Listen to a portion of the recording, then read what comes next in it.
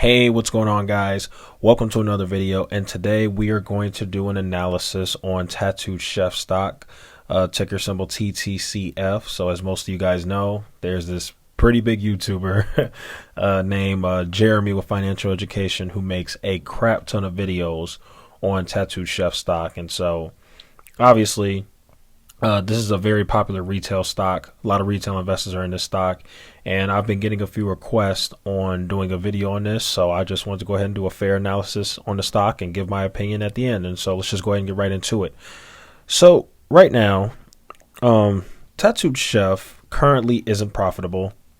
And so most analysts would look to revenue growth in order to kind of get an idea of how fast the overall business is growing.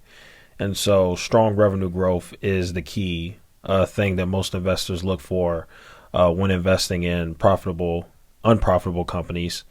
And I know that's me for sure. You know, you guys know I'm a big DraftKings investor, and revenue is what I'm looking at heavily, especially given the fact that DraftKings is unprofitable. But let's move on with Tattooed Chef. So during the year, Tattooed Chef did two acquisitions.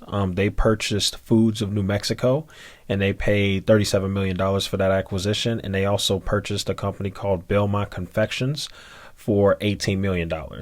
Now, in terms of earnings, let's just go ahead and go to that. In terms of earnings, Tattooed Chef was expected to post $64 million in revenue for the quarter. This was Q3 2021 of their earnings.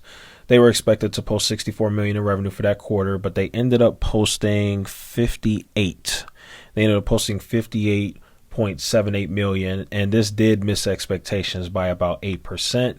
And a lot of people don't know, but you actually had some drama around Tattooed Chef's Q3 earnings. They had to abruptly reschedule their Q3 earnings report because they needed more time to finish their financial statements, which is not a good look for the company. Very unprofessional.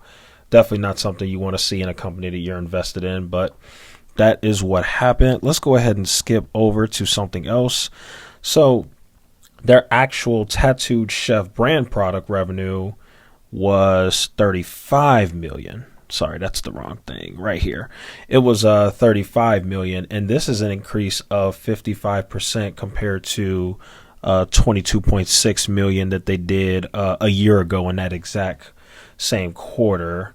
Now, let's go ahead and skip around. We're going to go to another part of their earnings. Here we go.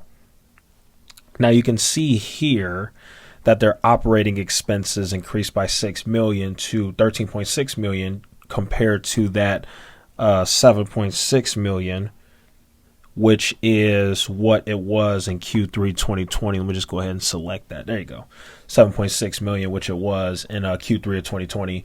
This increase in operating expenses was actually primarily due to an increase of $3.4 million in marketing expenses.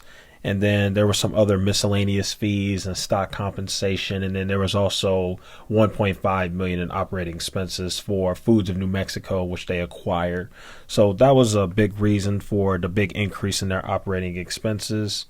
Now, the company expects operating expenses to decrease as a percentage of revenue over time, as many relatively fixed operating expenses will be spread over increased revenue. And they've significantly expanded their locations. And I got to give them credit on this. That was impressive. They've significantly expanded their locations, going from under 5,000 locations to almost 14,000 locations that they've expanded to, which that's very impressive. I've got to give that to them. Now, in terms of cash positions, it's somewhere on here. I know it's 1.29 million. Let me go to it. Cash and cash.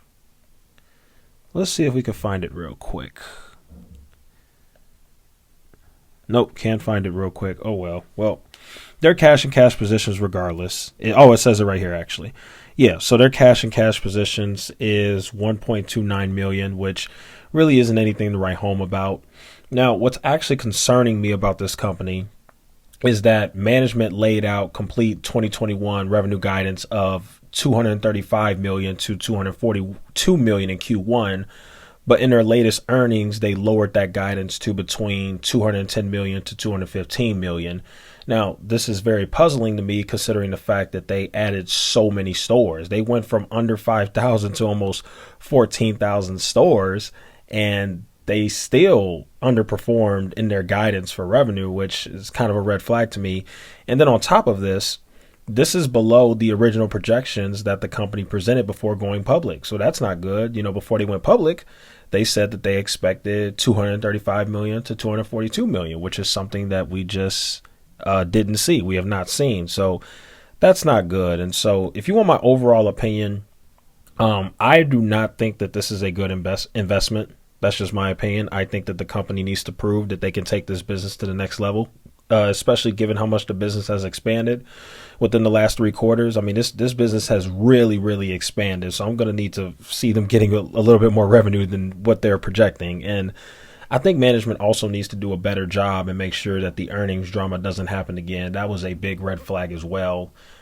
Typically, you really don't see things like this from a professional public company. I've never seen it before, so definitely don't want to see that. But I think the other reason why I really do not want to invest in this company, and why I really don't understand why Jeremy from Financial Education keeps talking about this stock, is because I'm also just not a fan of food companies. Like, I don't get it. I don't see much growth in something like that. I just don't get it. I think with all of the incredible companies in the stock market that you can invest in, I'm just not entirely sure why anybody will want to invest in an unprofitable food company for vegans, because I'm sure you guys know that that's what Tattooed Chef does. The food is for it's like plant-based. It's for people who want to go on plant-based diets. And it's like, obviously the number of people who are going plant-based is growing, but it's still not anything significant that will make me want to invest in a company.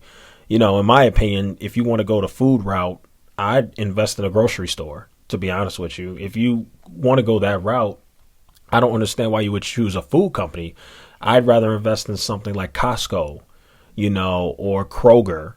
I'd rather invest in something like that. I'd rather invest in the grocery store itself that facilitates the food rather than the brand. So, I mean, yeah, I'm just not really a fan of this stock. I just can't see myself buying it. I think I'm not going to completely say it's a trash company. I mean, that's kind of what I thought at first.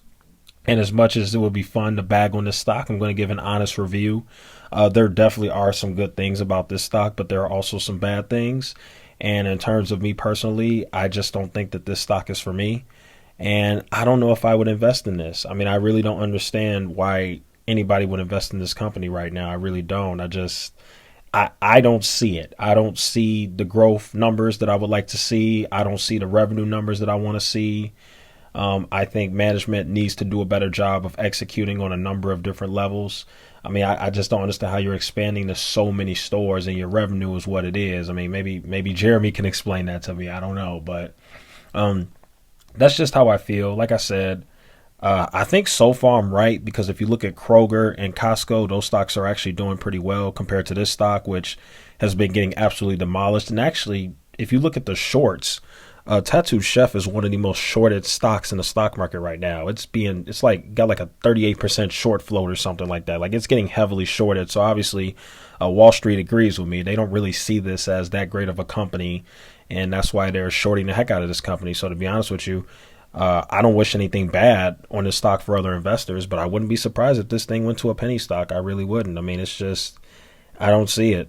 I really don't. I don't think this is that strong of a company, and it's just not something that I feel that is investable. So there's my opinion. Those are my thoughts on Tattooed Chef. Hope you guys enjoyed this video. Thank you guys so much for watching. If you enjoyed this video, feel free to like it. And if you look forward to more of my content, then feel free to subscribe. And thank you so much. And I will see you guys in the next one.